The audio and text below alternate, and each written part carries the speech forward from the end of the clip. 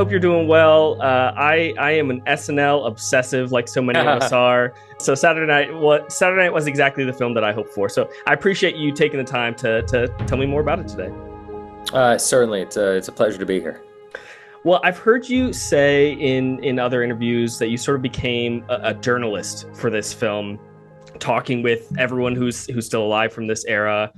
With biopics and films depicting real events, there's always this balance between imitation, imitating the thing, as opposed to finding the essence of the real thing. How did you find the balance of that, making it look right, but also feel right?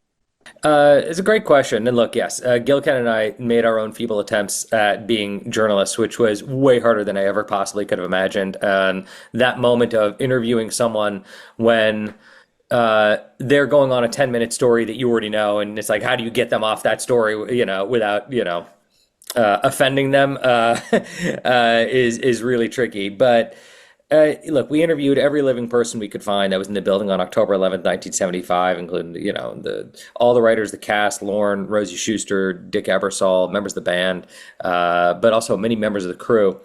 And what we found is, none of their stories added up. I mean, they were all contradicting each other, which I guess is bound to happen after 50 years. But it gave us a certain amount of freedom, because it's not the reason we came in to make this movie. There was no part of me that was trying to make a Wikipedia page or a document that gave you a moment-by-moment exact look into what actually happened that night. What I was trying to capture was the feeling, not only of what it's like at Saturday Night Live right before they go to air, but what it's like for anybody who's putting on a show, whether that's like a high school play or a summer camp musical, or even if you're like opening a restaurant. There's a moment an hour before where it feels like nothing could possibly come together in time.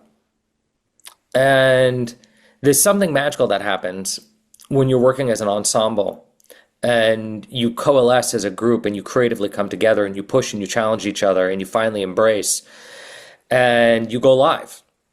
And there's nothing like it. And I wanted to capture that feeling. And I could not think of a better example of that than the opening night of Saturday Night Live. Yeah, you're at a very different point in your career than Lorne was at the time we meet him in Saturday Night. I guess so. I mean, I feel like I always feel like I'm just beginning. So maybe, I don't know. Well, that's what I was going to ask. Like, do you still have those moments, the days before production? Are you feeling as chaotic as Lorne was in this film? Purposely so. The tricky thing about filmmaking is that it requires so much planning. Hundreds of people need to come together on the same day with the same idea, and as a result, there are just countless emails, countless days of choreography, of rehearsal, and you're planning everything down to how many meals you need to feed everybody. And as a result, you can get to a shoot and it could feel very staged. It could feel as though, all right, well, we all know what we're doing today, so everyone hit their marks. And yet, the thing I love most about storytelling is the opposite of that, is feeling wild and feeling like you're creating in the moment and feeling like that tug of war is getting you to someplace you didn't even expect. What we're all looking for in life is to be surprised for a given moment. And so, yes, this movie had more choreography than I've ever had in my life. We approached it like a musical, like these were dance numbers, every light plot had to be figured out in advance because every light was built into the set. Every landing point of every actor had to be figured out before day one. So there's all this stuff that has to be planned, but it's done so that by the time you get there, it can feel wild, it can feel chaotic, and you have the freedom to feel like an amateur. You have the freedom to feel like you don't know what the fuck you're doing, because it's in that moment that the truly cool shit happens. On an acting level, on a writing level, and in our case, even on a musical level. Yeah, I did want to ask more about the pace and how you maintained, this really distinct, at times chaotic pace. Tell me about working with your DP and editors to make sure the film was always propelling us forward. I mean, it starts from a script. And Gil and I wrote a script that was so chock full. You know what double dialogue is, right? Or dual dialogue, when you have the dialogue running simultaneously on the page. And usually it's like you'll have two sentences next to each other to say that they're talking over each other.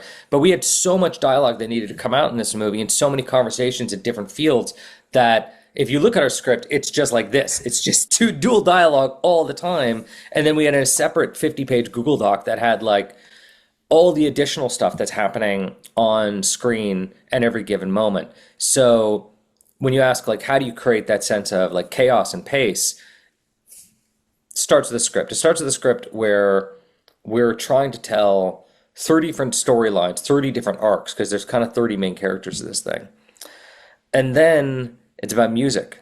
And it's about not only having all these kind of source pieces that I had in my head early on while writing with Gil, but John Batiste actually writing the score live on set and being able to take that score, because he wrote it and we recorded it live on set.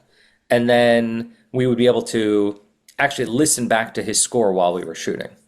How did having that music in the moment affect it as you were shooting? Well, because you're listening to the heartbeat of the movie. You know, one thing I tell to young filmmakers all the time is once you got a take you like, get a fast one. Because they're always going slower than you think. They're always going slower than you actually want. If you let an actor just kind of like go, you will get 20-minute takes. Like they will just literally, every breath, will be held. And what you want to do is figure out ways to kind of pick up the rhythm and get people to talk over each other, particularly if the movie is meant to mirror reality in any way. Because that's what we tend to do. We interrupt each other, we talk over each other. And so in an environment like Saturday Night Live, where you're an hour from going live, 20 different people have 20 different goals. And they're interrupting each other, they're talking over each other. And as a filmmaker, the goal is to make chaos look real. And that's actually really hard. In a weird way, getting choreography, things like if you want everything to time perfectly, you can get that done. But to make chaos look real, I learned this really early on, even on movies like Juno, just to get a school hallway to feel authentic. Like think about how many movies about high school you've watched where you look at the high school hallway and you're like, this is bullshit, or Up in the Air, like just like the way people move in an airport. So this is a conversation I've been happening with my DP Eric Steelberg, with my producer Jason Blumenfeld, who used to be my first AD. We would talk about organized chaos, like how do you create chaos that feels real? And on this film, it was suddenly like that was the whole movie. Was how do you create a sense of chaos amongst the entire crew? So every time Lorne is walking somewhere, which he's doing the entire movie, he feels like he's walking through a living, breathing, immersive environment. You started hinting at this earlier with the intense choreography that your actors had to walk through. Yeah. Was there space for discovering those moments along the way, or was it more about the speed at which you were doing it? It 100%. So you need to create the choreography so you can get wild on top of it. And you can't just tell the cast, well, here's the set, do whatever you want. And what my first job is to make an actor feel safe and to make them feel as though, look, I've already figured all this out. I've created an environment where things are figured out so you can play inside it because everything is safe. And on this film, that meant starting about 3 months before the shoot, as they're building the sets around us and we just have tape marks on the ground, bringing in second team, bringing in the second team actors to choreograph every shot, because it's a movie about movement, right? It's a geographical film. It starts with Lorne on 50th Street. He walks through a lobby, he gets an elevator, he goes to a hallway, he walks to a hallway, goes to a control room, goes onto a stage, comes back out, goes upstairs. Everything is about travel. And we have to use each piece of travel to tell more story. Usually 3 to 5 storylines happen within each piece of travel. And there's no lights on set because the camera is on a 360 swivel at all times. So Eric, our DP, knows every light has to be built in. Every light either has to be built into the ceiling as doubling as ceiling lights, doubling as practical lamps, doubling as the stage lights inside 8H. And to place every light, you need to know where every actor is going to go because every landing position has to have a light set for it. So by setting every landing position and setting every piece of background movement and setting every light, we now have this framework where every actor knows, okay, I have a place to go. Now, where do you want to be flexible? You know you got to get from here to there. How do you want to get there? What do you want to do on the way? Do you want to stop early? Do you want to stop late? Do you want to add a line? Do you want to run into something that you weren't originally going to run into? Because you know A, B, C, D, E. You know your trajectory. And it's because you know your dance pattern that you have the freedom to now kind of push and pull against it along the way. And that was kind of the madness of this film, is having this exact choreography, but then pushing the actors to oddly, on their part, not over-rehearse it, so that they are reacting to the immersive world that's been built around them. If that makes sense. And that could have been really convoluted and confusing to follow. No, it made perfect sense. Okay. And what sells it is the ensemble. I mean, the ensemble you assembled here is incredible. I love, it's so interesting to me that Gabriel Abel played a fictional version of Spielberg before playing Lorne. Yeah. And then Cooper Hoffman, same thing, played a fictional version of Gary Getzman before playing Dick. Yeah, you're right. What was it about these two actors that seemed to be perfect for young versions of these influential men in culture? Well, they're extraordinary. I mean, let's just begin with that. They're two of the most gifted young actors alive. I mean, that's just hands down. And Spielberg and Paul Thomas Anderson, two of the greatest directors alive, discovered them. And there's a reason why they're as good as they are. If I'm talking about Gabe, what makes him brilliant, in my opinion, is that look in his eyes that says anything is possible. I think there's a reason why Steven cast him as himself, and there's a reason why I cast him as Lorne. He has the eyes of a dreamer. He has the eyes of someone who says, it's possible, and we are going to make it happen, and nothing will get in my way. You can't teach that. He's also a great actor. He can kind of do anything. And he does little things that you don't even notice until editing, which is like the greatest gift for a director. But it's that strength in his eyes. Now, what Cooper did was really different. And Cooper did this on Licorice Pizza, and he also did it in Saturday Night. Cooper has a way of giving unreceived love. It's a really complicated emotion. To be someone who has a love they want to give that is not being received, and then you feel the reflection of that back on him. Now, in this film, Dick Ebersol is a guy who's trying to support this show, who has one foot in the corporate world, one foot with the kids, because he's actually younger than Lorne. And is trying to support Lorne, but Lorne won't accept his love. And I don't know if there's another actor Cooper's age who could do that even close to what he can do. But this cast, as you said, it's one of the best ensembles of all time. And as a director, when I say action, I surrender to the cast, right? I don't have control anymore once I say action. I give up. I surrender. And I could not have been more confident in surrendering to these young actors, because the way they bounced off each other and elevated each scene through their choices made me look like a much better director than I actually am. Well, one of the most powerful moments in the film is this moment between Gilda and John during the ice skating sequence. Yeah. Talking about nostalgia for a moment while you're still in it. What was on your mind as you wrote that moment, and why did it feel important to include? Well, Gil Keenan and I were always in love with this photo of John Belushi dressed as a bee on the ice, and we knew we wanted it in the movie somehow. We also knew that John had gone missing on opening night, and that he refused to sign his contract. And we thought, it'd be kind of lovely if Lorne found John on the ice, as a bee, this character that he hated. And it was Peter Rice, our producer, and Peter Rice, who was a studio executive, who bought Thank You for Smoking, greenlit Juno, started my career, and is now a producer, and we made this movie together, who said to me, within 10 years, we would lose John and we would lose Gilda. It'd be meaningful to have a scene of them together. And when he said that, I immediately knew he was right. And this idea for a scene came to me, which was Gilda talking about nostalgia in the moment. Which is interesting, because the film is kind of doing that too. Like, the film is talking about what kind of nostalgia do you have for these young people as they're creating something. But also that idea that I've felt many times, which is having nostalgia, being able to see a moment that you're in from 10 years from now, 15 years from now. And of course, Gil is talking about a moment that she won't be alive for, that John won't be alive for.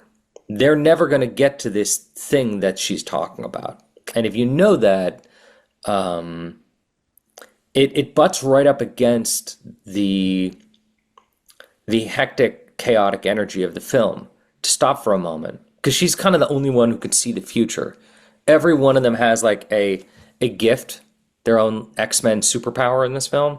And Gilda's power is her empathy and her ability to see the future, and be outside of the moment and look at it. And Peter Rice was 100% right that there's something inevitably heartbreaking about thinking of them not being able to look back the way the rest of us get to.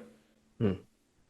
Yeah, the film says so much, not just about nostalgia, but also about, the changing guard in terms of comedy. Of course, Yeah. Lorne is laughed at for calling SNL revolutionary, but of course we know that it was. Yeah. But now we're 50 years into that revolution. What do you hope Saturday Night says about the state of comedy now, or the changing comedy landscape now, especially when Lorne is still in that same seat?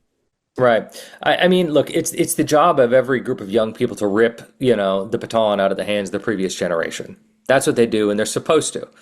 And that's what they were doing in 1975. I think J.K.'s character of Milton Berle portrays this kind of like old guard of vaudeville, radio, variety show TV that was on in like the 50s and 60s, that Saturday Night Live is rebelling against. Now, what's interesting about what Lorne created is that it's like the Continental Congress. Like, they created a document that was capable of change. And Saturday Night Live, unlike most sketch comedy troupes, which are a reflection of only the talent within, Monty Python, for example, or Key and Peele. You can't imagine Key and Peele without Key and Peele, right? Saturday Night Live was built like, what's that famous ship where that you can replace every piece of the ship and it's still the ship? Right, right. There's only one piece of the ship that remains from the original ship, and that's Lorne. Every other piece has changed. Every performer, every writer, every musician, even the original score. It's the only TV show where they play the original score, the original theme, live every week, and as a result, it changes. It changes. It's changed over 50 years, the way they change that. They play that opening song. So, as a result, John Belushi can become Adam Sandler, can become Pete Davidson. Albert Brooks films can become Lonely Island or Please Don't Destroy. Rosie Schuster can become Tina Fey. And the voice of the show has changed. It continues to reflect us politically and comedically. And as a result, my instinct is we'll still be talking about Saturday Night Live 50 years from now. So you still see that revolution continuing forth? I do. And that's not to say that there isn't other stuff happening. There is comedy on TikTok and on YouTube that is groundbreaking and reflects today and is breaking new artists. And at the same time, Saturday Night Live has not slowed down in its ability to create stars, put names into the ether, launch careers, and remarkably fresh careers. It's not as though the last actor to pop out of Saturday Night Live is the exact same as the original ones. They're all different. And it changes with the time. And I think that's because of Lorne. I think Lorne is a guy who was built with no rear view mirror. He does not care about legacy. He's not thinking about last night's episode. All he's thinking about is next Saturday. That's good. Well, Jason, you capture that energy so well in the film. I really loved it so much, and I'm secretly hoping that this could become your version of like a Before Sunrise trilogy, where you like keep revisiting different eras. Is that something you would ever revisit? We've thought about it so much. So, this is the most joyful film I've ever worked on. And this is not to take offense at any other movie I've worked on, because I've worked with amazing people and had a great time. But this was unlike anything else. This was like, you talk to any cast member, crew member, this was a great time. I know it's the opposite. I remember The Abyss. I guess the crew T-shirt for The Abyss just said The Abuse, and I always thought that was really funny, even though heartbreaking. And Saturday Night was the opposite. So even while we were shooting, every crew member would come up to me and be like, "Can we do 1976? Can we do 1980? Can we do the birth of Eddie Murphy? Can we do the arrival of Will Ferrell?" And trust me, like, we built this set and we wanted to like literally just roll right into let's do the day that like Lorne Michaels comes back, like in a heartbeat.